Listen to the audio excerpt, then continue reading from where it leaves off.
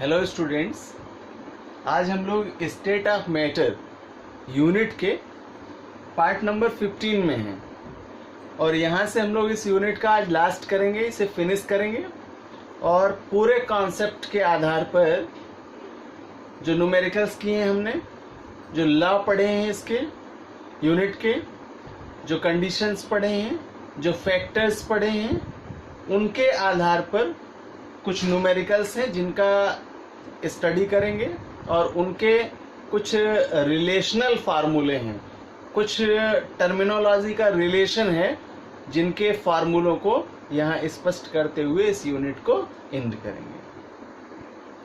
Now first question, 3.4 gram ammonia में कितने molecules हैं या अणु हैं?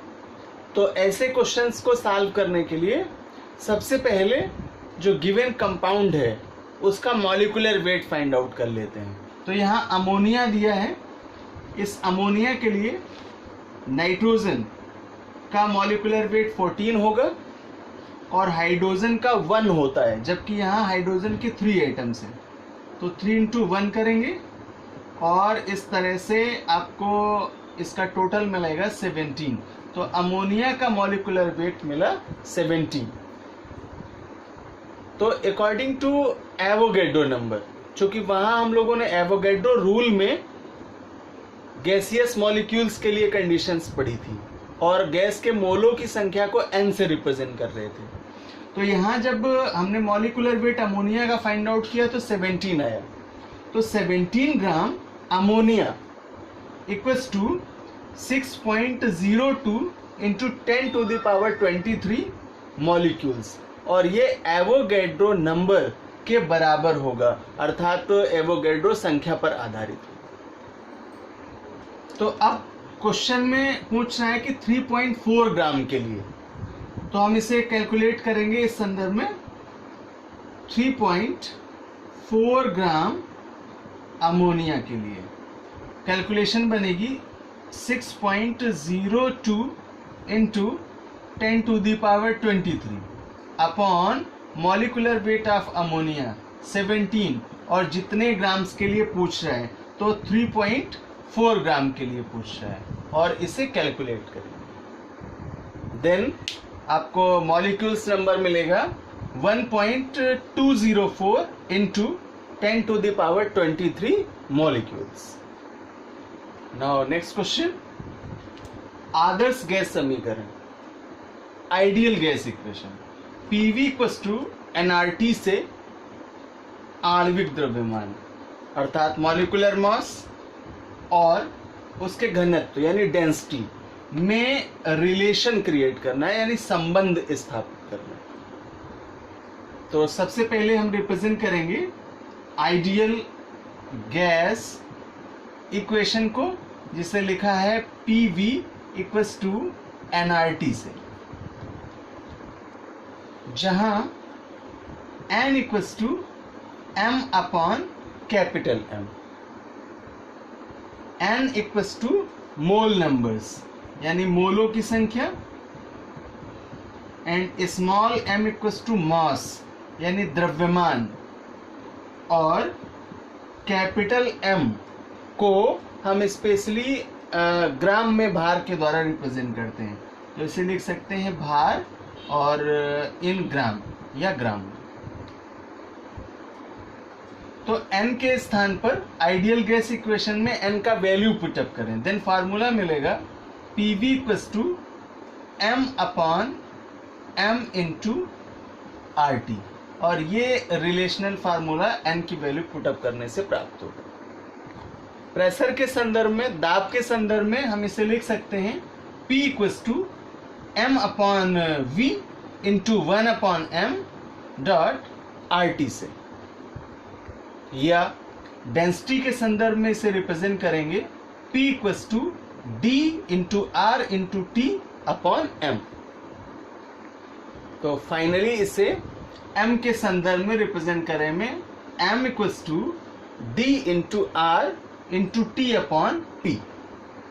तो यही कंडीशन इसके द्रव्यमान और घनत्व में वास्तविक संबंध को प्रदर्शित करती है। Now next question, sulphur dioxide gas का 1 मोल 1.5 लीटर आयतन 25 डिग्री सेल्सियस पर रहता है, यह मानते हुए कि गैस आइडियल गैस नहीं है। तो इसका प्रेशर फाइंड आउट कीजिए, जहाँ पर जो कांस्टेंट हैं, स्पेशली जिन्हें वैन डर वाल गैस कांस्टेंट पढ़ा था हम लोगों ने इक्वेशन में, उन्हें रिप्रेजेंट किया ए से। तो ए का वैल्यू 3.6 एंड बी कांस्टेंट का वैल्यू 0.04। तो यहाँ पर पता चल रहा है कि ए बी जो उपस्थित हैं ये वैन डर वाल कांस्टेंट हैं, इसलिए यहाँ पर वैन डर वाल इक्वेशन का यूज करेंगे और उसके माध्यम से पी का वैल्यू फाइंड आउट करेंगे। तो अकॉर्डिंग टू क्वेश्चन वैल्यू देख लेते हैं क्या क्या दिया है। आर का वैल्यू हमें मालूम है कि गैस इक्वेशन में, आइडियल गैस इक्वेशन में पढ़ा था 0.0821 या 82। टेम्परेचर क्वेश्चन में दिया है आपको 25 डिग्री सेल्सियस पर, इसे केल्विन में कन्वर्ट करेंगे, 273 करेंगे तो 298 केल्विन प्राप्त होगा। देन वॉल्यूम दिया है आपको 1.5 लीटर, ए कांस्टेंट का वैल्यू है 3.6 और बी के लिए वैल्यू है 0.04 और यहाँ पी फाइंड आउट करना है। कह रहा है कि इसका दाब ज्ञात कीजिए, तो P equals to how much. तो हम लोगों ने वैन डर वाल इक्वेशन के लिए कंडीशन पढ़ी थी P plus A upon V square V minus b equals to RT। तो इस इक्वेशन को हम इस प्रकार से भी रिप्रेजेंट कर सकते हैं, P plus A upon V square equals to RT upon V minus b. तो फॉर प्रेशर यानी दाब के संदर्भ में हम इस इक्वेशन को रिप्रेजेंट करेंगे P equals to RT upon V minus b minus A upon V square.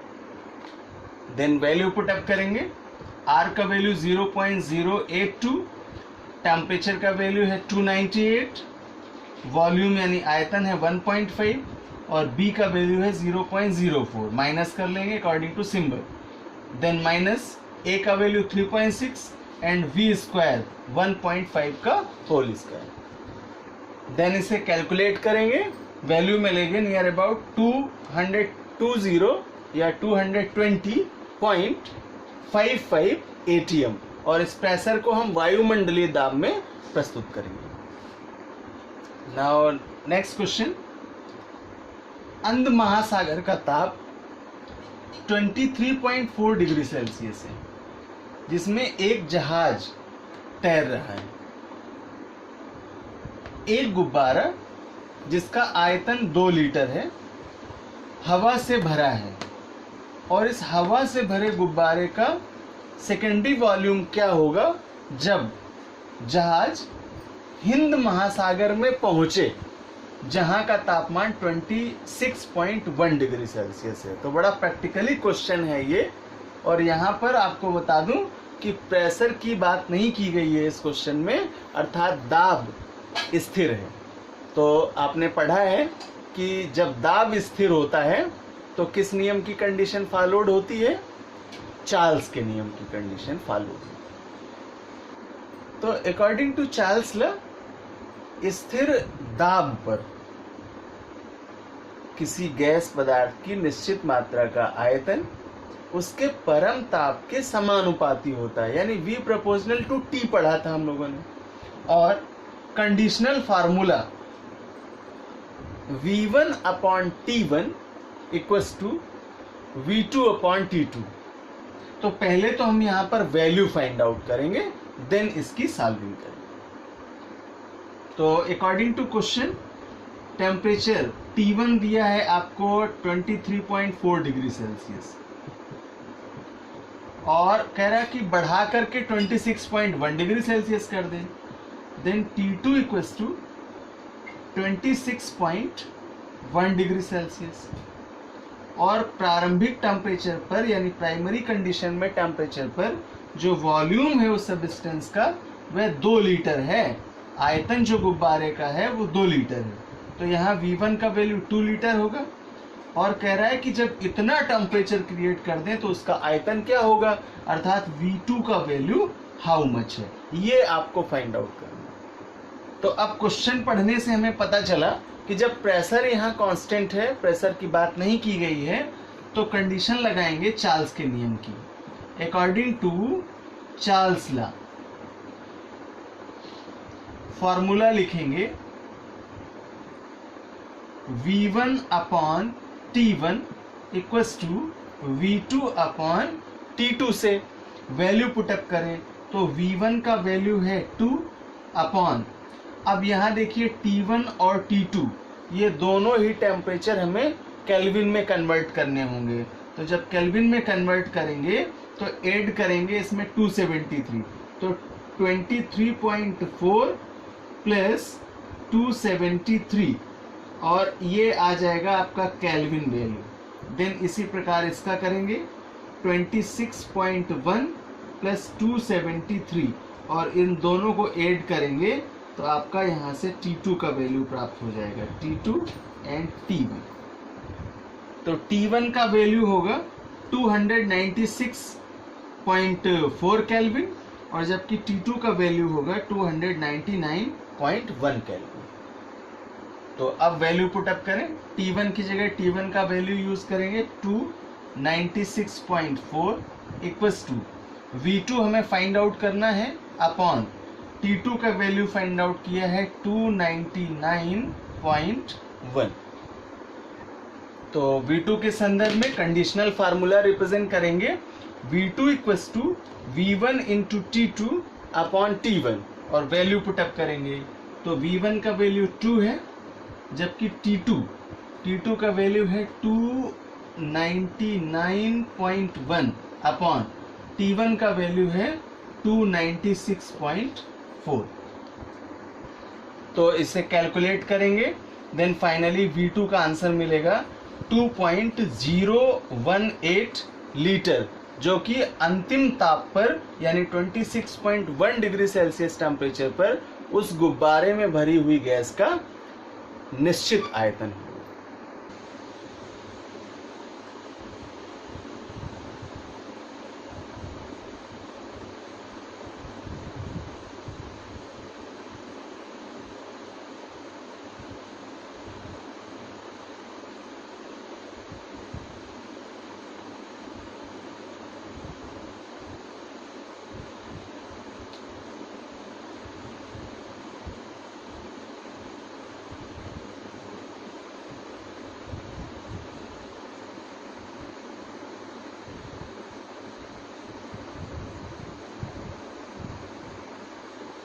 तो स्टूडेंट्स, मोस्ट इम्पॉर्टेंट यूनिट थी ये, जिसे हम लोगों ने कंप्लीट किया है यहाँ से।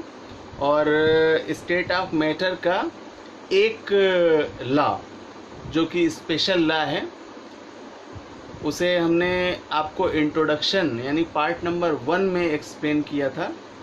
चूँकि वो सिलेबस में अभी नहीं है इसलिए हमने इन पार्ट्स में उसका डिस्कशन नहीं किया है आपसे, लेकिन वो कॉम्पिटिटिव स्टैंडर्ड में पूछा जाता है, कंपटीशन एग्ज़ाम्स में पूछा जाता है। तो कभी उस लॉ को मैं अलग से ही उसका वीडियो बना करके आपको सबमिट करूँगा, आपको दिखाऊँगा, आप उसे समझिएगा। चूँकि वो NCERT और आपके इस स्टैंडर्ड सिलेबस में नहीं था इसलिए हमने उसको यहाँ सिलेबस में नहीं पढ़ाया। तो उस लॉ को मैं अलग से आपको एज ए कॉम्पिटिटिव स्टाइल में बता दूँगा। और यहाँ से हम लोगों ने स्टेट ऑफ मैटर यूनिट को कंप्लीट कर लिया है और अगली क्लास में मोस्ट इम्पॉर्टेंट सेक्शन में होंगे और अब केमिस्ट्री के पार्ट 2 की तरफ चलेंगे। वहाँ अभी तक एक यूनिट कंप्लीट कर ली है हम लोगों ने, ऑक्सीडेशन रिडक्शन, ऑक्सीकरण और अपचयन अभिक्रियाएं या रेडॉक्स रिएक्शन नाम से आपकी बुक में इस यूनिट को दिया गया है। तो देन उसके आगे का जो सेगमेंट्स है उसको स्टार्ट करेंगे और बहुत ही इंटरेस्टिंग यूनिट होगा जिसका हम स्टार्ट लेंगे।